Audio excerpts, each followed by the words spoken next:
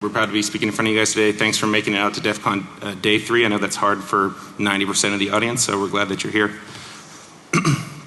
First, we're going to start with the agenda. We're going to go over what the attack surface looks like on the cell phone, what kind of things you can fuzz, what's available to you. We're going to be talking about some testing environments, both virtually and a real-world test environment. We'll be doing some live demonstration at the end. Oh, yeah. All right, so my name is Brian Gorenc. I run the vulnerability research team inside of HP Security's research organization.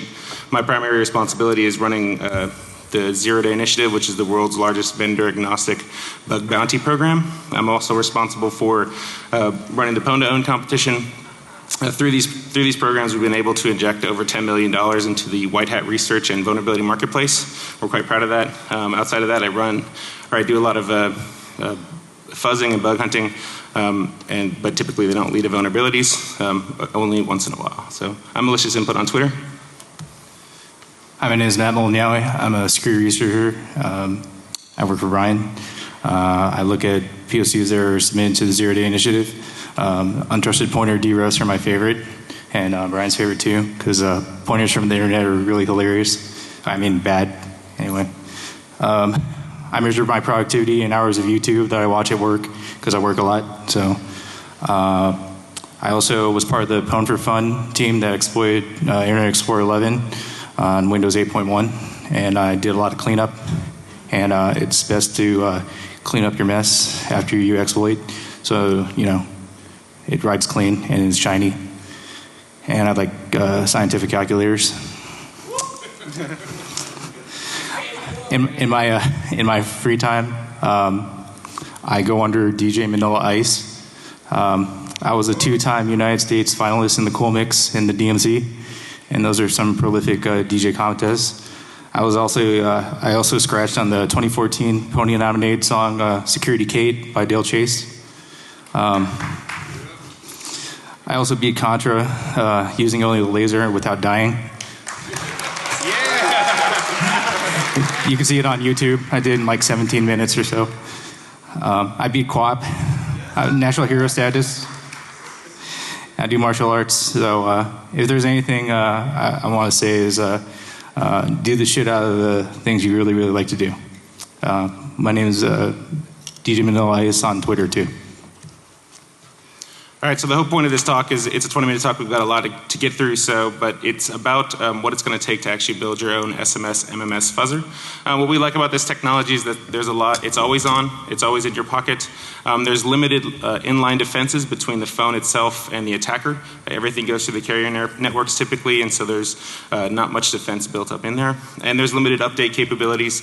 A lot of the phone vendors nowadays, outside of Apple and Google and those guys, once the phone is actually entered the marketplace, it's basically EOL'd, and there's no engineering team out there ready to push patches, and there's no real clean way to get a patch out to the field.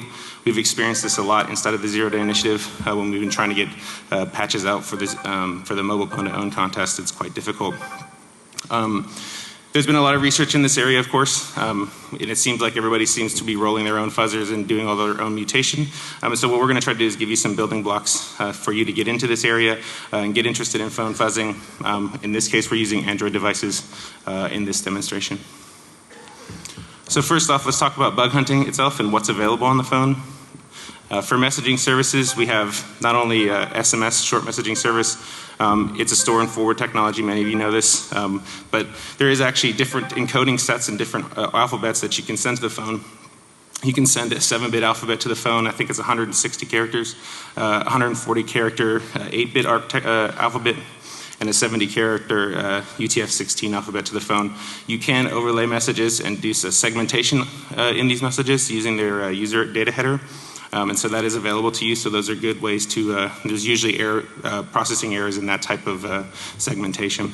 Multimedia messaging services is basically your gateway into sending malicious audio files, video files, and pictures to the phone. Most of these are processed without user interaction. It allows you to get possibly a shell really quickly. And finally is the commercial mobile alert system. There are 3 different types of alert messages that can be sent to a phone. One is called presidential, one is called imminent threat, which is typically weather, and then there's Amber Alerts. The interesting thing about this type of messaging is the user can actually opt out of the imminent threats and the Amber Alerts, but they cannot opt out of the presidential alerts. And as a result, if you can find a vulnerability in the presidential CMAS message, you're going to own a lot of people that way. And you can see this actually on the screen, there's a messaging crash that we actually got yesterday while we're sitting in the hotel room. So enjoy that. There's a lot of file formats that are available through the MMS protocol that will allow you to get code execution on the phone itself. We listed some on the slides. We've actually just grepped the source code looking for the handlers for the various file types. One of the interesting things is there's a lot of legacy formats on the phone, which are typically coded a long time ago. They probably haven't gone through a secure SDLC lifecycle, and as a result, there's probably easy bugs sitting in there. We found a bug or two in the file formats while we were fuzzing. When we're talking about fuzzing frameworks itself, there's a lot of existing work out there that you can leverage. If you need fuzzing seeds, there's always good locations like at libav, mplayer HQ.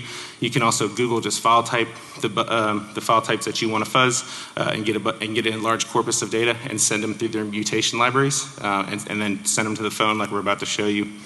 You can also get mutation libraries for VCALs and PDUs and things like that. There's a lot of prior research in that area. In this case, we used Redamza to do our mutations. You'll see that in a video later on. And it's actually pretty easy to do crash triaging. You just roll your own GDB wrapper, create a web app, and have a database to store all the crashes. So I'm going to turn it over to Matt. He's going to go over emulation. All right, for a virtual lab, we just pulled down Android SDK. It's listed there. You'd use these commands to create ARM devices. And you could go through the UI by that command. It's easy to have the scripts rolling. So for iOS, there wasn't a default messaging app on the emulator, but that shouldn't stop you from running any multimedia messages, multimedia files. And for Windows Phone, the link is there. It has a messaging app. It looks pretty dope.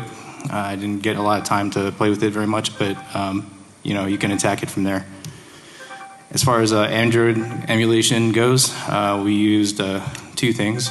I used the Android SDK, which gives you the benefit of all the API versions from 1 to 4 dot something. And you can have ARM images and x86 images, but they tend to be slow because they're going through, I believe it's QEMU, like emulation. But emulation is slow because it's emulating ARM instructions on your x86 or 64. And with Genymotion, it's a fast x86 VirtualBox virtual machine. It's pretty user-friendly. It's available with Genymotion. For debugging, I ADB shelled in and issued this command. This slide is mainly for me because I forget stuff, and I will copy and paste this later.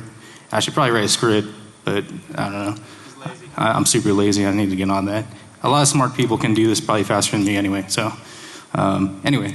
You run GDB, find your process, forward the traffic, pull down the NDK, run the pre-built GDB for your ARM, and then run the target remote command, and then your live debugging. You just continue, and that's it. And if you want to be cool, run Python and catch all the output and send the commands, and that's all she wrote. And you can send it to a web app or database. So for scripting and automation, basically, you can script SMS commands through the send PDU command on the telnet channel. There's a lot of prior research here. I'm not going to go into any detail about that. A lot of the gods are there, and they've already done that. So, so I had to try and tackle MMS, and I failed pretty bad. It was really awesome. It was about 3 or 4 weeks of me telling me, talking to myself, saying, man, why do you suck so bad, Matt? This is awesome. So, yeah, you guys should just, if you guys have any fails or whatever, well, you won't have to. I mean, you'll see how much I failed. But anyway, if you guys should fail fast and fail often, and then you'll eventually get success. But luckily for me, I just completely gave up and went straight to backing up MMS messages with an app called Easy Backup. So, I did that, and I pulled stuff from my phone and threw it onto an emulator, and that's when I knew that putting MMSs on an Android emulator is possible, despite what the internet said. I Googled for 3 weeks and it sucked because I was not getting success. So anyway, decompiled the code, it worked. Found out that the SMS.db file is where all the good stuff's stored. And I figured, hey, I don't have to write Java because I did that for like 7 years and got really tired of it. So I'm just going to write Python and insert. So that's it. Okay, so those two directories that you see there is where the database lives and where your assets go that your database will point to. And those tables that you see, that's I figured all that out by just sending a text message to myself or a picture message to myself, and it would be in the sent folder but couldn't send because the emulators can't talk to each other. So I basically just saw how the database was affected, and after that, played with the values, and I could get all into your inbox after that. So you just push the database back to your phone, reset the permissions, and you're set. And basically, you can send taps and clicks to the phone with Monkey Runner, and it's Python scriptable. Here, I'm going to go ahead and play this video. Basically, with this, I'm pulling down the database and generating a bunch of test cases with Redamsa. And I just pulled down the Pwnone pictures. And now it's inserting the test cases into the database. And I believe the next blip, you'll see a little bit more. So now it's inserted the database into the phone. And now it's sending all over the JPEGs that were mutated. Now I'm restarting the phone.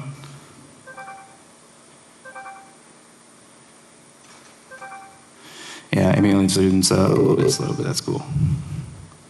So you reboot the phone, it'll reinitialize the database and start loading the stuff into your messaging app. Here I am logging in. If you see the red, it's working really hard. Yeah, so it's working really hard processing stuff. And here we are clicking the messaging app. It's going to work hard again.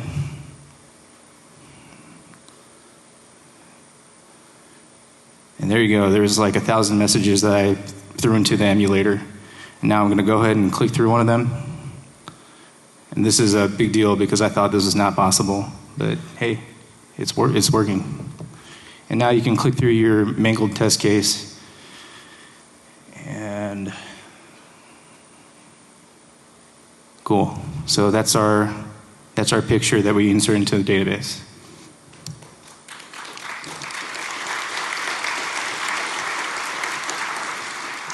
This next test case, I'm sorry, yes, is that right? Yeah, go back. Go back, okay. Yeah, this next guy is a picture of the Keen team from Pwnone. Like I said, I pulled down a big corpus of hacker pictures from Pwnone because I thought it'd be funny because then you could have like a yo dog situation, like yo dog, heard you like hacking. Here's a picture of some hackers hacking. I'm going to screw up this joke, but anyway. All right, so now I'm going to turn it over to Brian, and he's going to talk about keeping it real. All right, so for the real world lab setup, you're going to need a set of receiver transceivers to actually send messages to the device. We've been using the USRP in our lab. The Blade RF supposedly supports OpenBTS now, but there's a bunch of SDR devices out there that will allow you to mimic a base station that actually get messages onto your targets. Next is emissions control. If you are trying to find 0-day, it's probably best not to be blasting that 0-day all over the place because somebody, especially at this con, is going to pick it up. And so we've got a RF enclosure up here on the stage. This is what we use. We'll talk about that more later, but it will actually isolate all of the radios inside the box so that you don't lose your O-day. Next is the software. We're using OpenBTS for our fuzzer.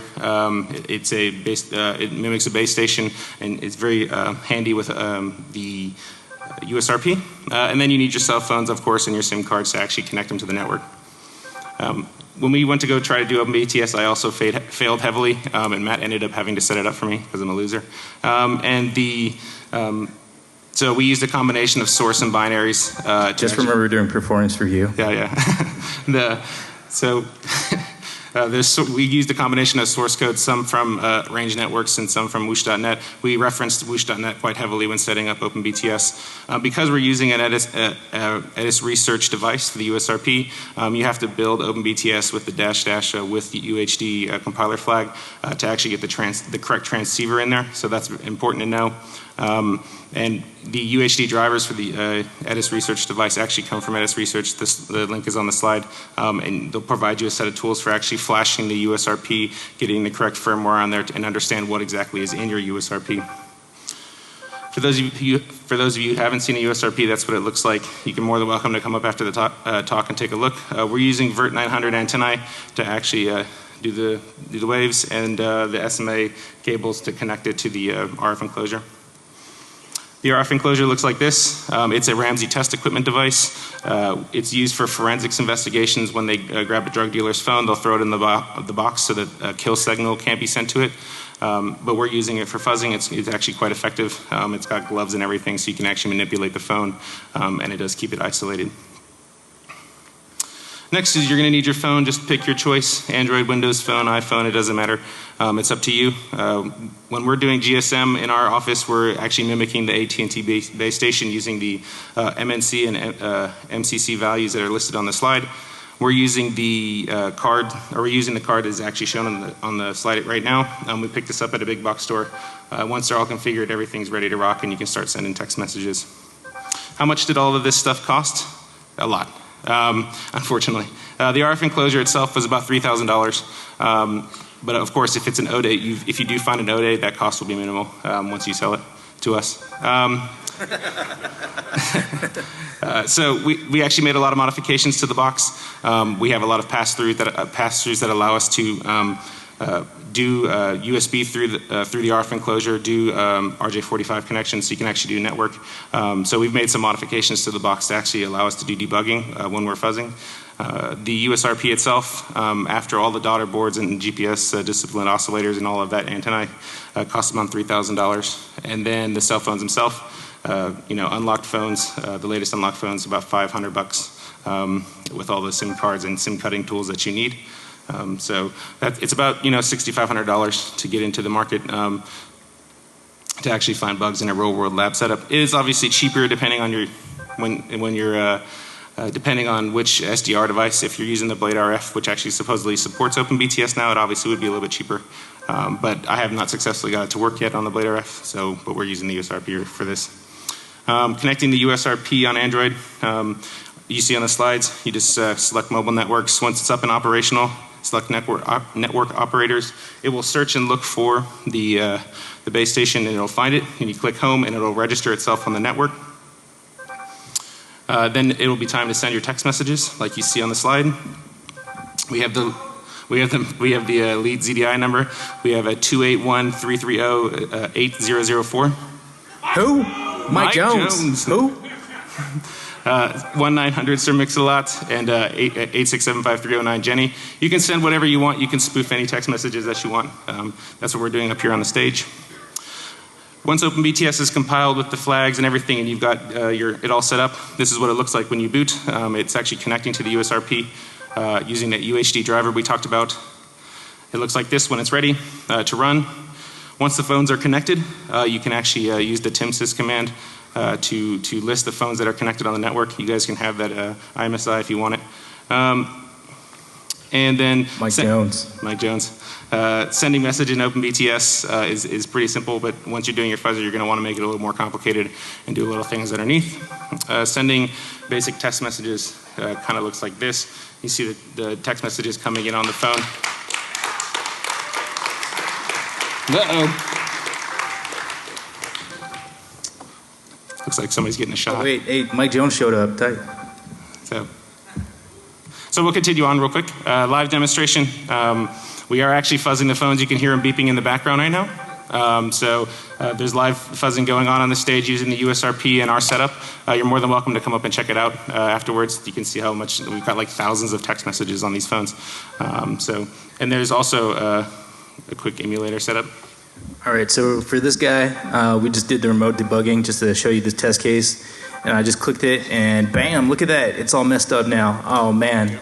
And then it's going to feed back to the phone saying can't support it, but guess what? Yes, it does. Oh, man.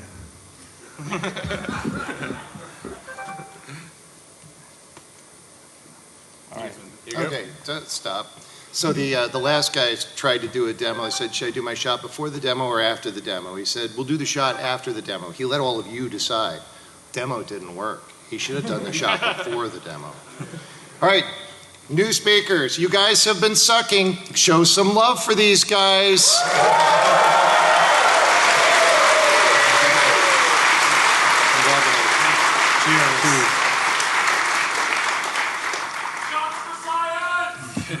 Shots for science, brother. Because science. Hey, shout out to T Manning right there. Give a clap for this guy right here.